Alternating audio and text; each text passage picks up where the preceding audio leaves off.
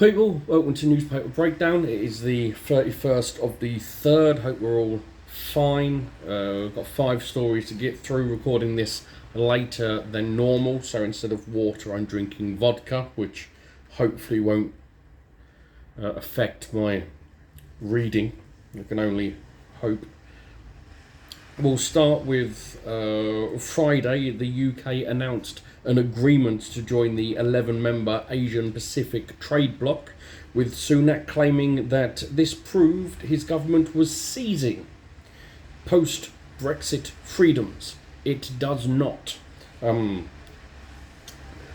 Talks on Britain becoming a member of the bloc concluded after 2 years of negotiations over quotas and tariffs. The UK is the first to join the CPTPP, catchy, since it was established in 2018.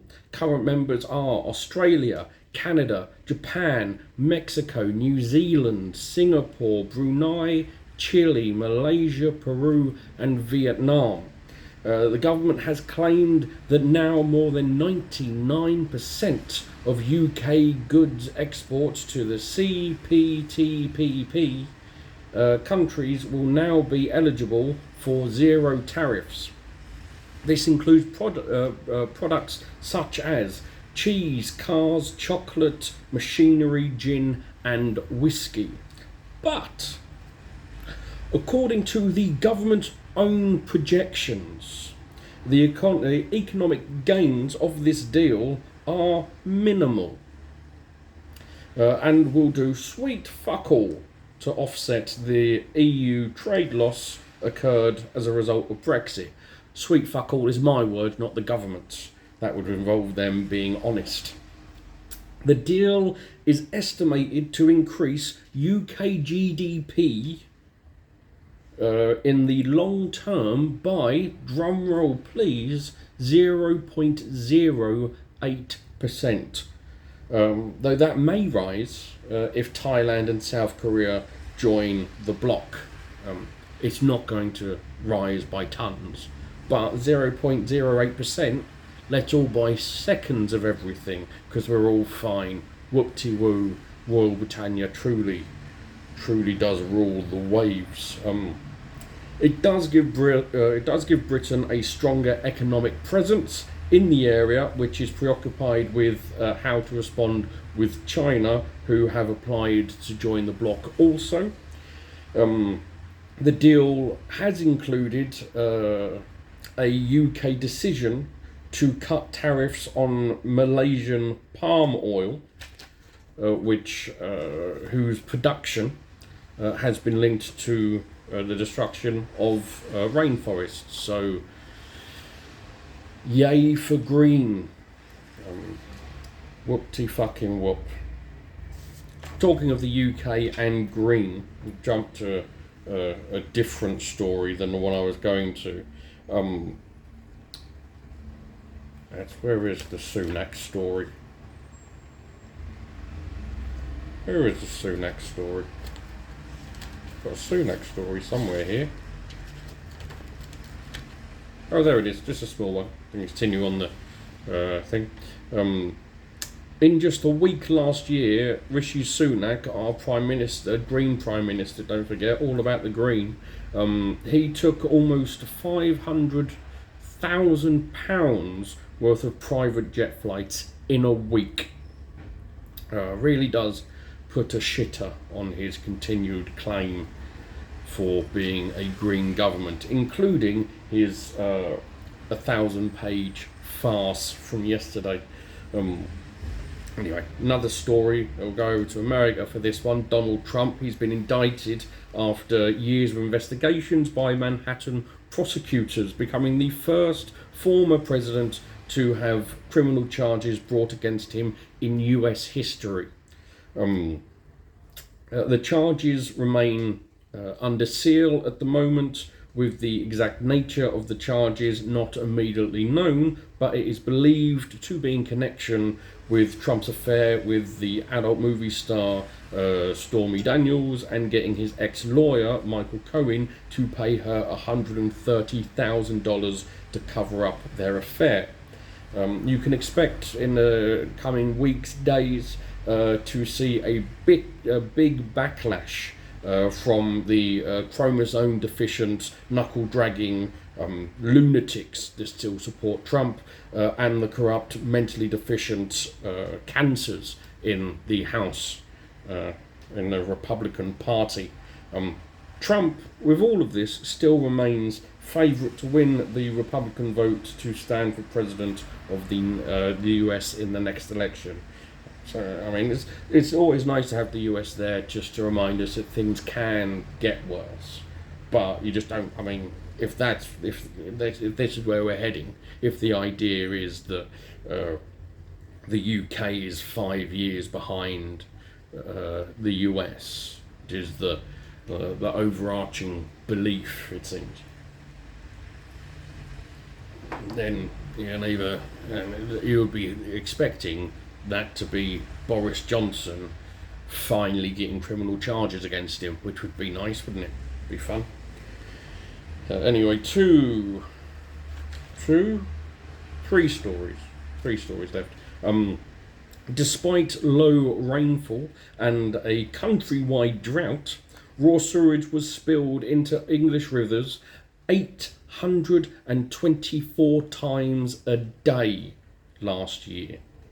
Water companies say that they have to pour sewage into waterways when drains are overwhelmed by water events, so weather events, such as heavy rainfall. But the Environmental Agency data shows over 300,000 sewage spills last year, and it was a dry year, so there wasn't a lot of those weather events. For a kicker though, for a bit of fun, for a bit of cheekiness, that was a 19% drop from the 372,533 spills in 2021. But once again, last year was a dry year. So the excuses that they normally make don't really hand up when you've got nationwide fucking droughts. Oh, the water, if the drains get overwhelmed with water events, with weather events, we need to pour shit into rivers. Well, it was a fucking dry year last year. Water companies last year, for niceness, gave out more than £1 billion to their shareholders during this 324 spillages a day. £1 billion to their shareholders. They don't give a fuck.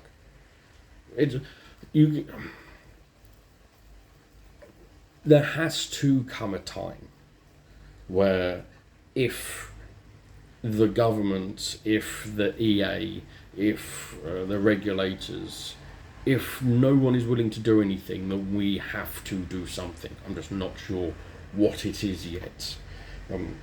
But, I mean, that's not even the most fucked up story that we have. The truly fuck about news of the day is tomorrow, April 1st, sees Russia take its turn as president of the UN Security Council, which is, I mean, it's a monthly residency that really is putting fucking April Fools, really is fucking going for it. And that is including, because at the moment you've got the war in Ukraine and Putin's arrest warrants, and it's still, come on, it's your turn, up you get. The UN Security Council is meant to maintain international peace and security. You can make it up, but you wouldn't want to. Like, I'm fundamentally against this. You couldn't make it up. That's quite fucking insulting to writers and the brain. You can make it up, but it would be very, very on the nose. It is the type of thing you would write to show how utterly pointless an organisation was. I think that if you were doing a satire on the UN, that's the type of thing you would do to show how hollow the UN is and how weak all fucking nations are really in actually doing anything. Doesn't involve just nuking countries. Finally, we've had quite a lot on the police over the past few months, rightly as well. Just a week or so ago, there was a new report on the institutional racism and sexism and bigotry of the police force.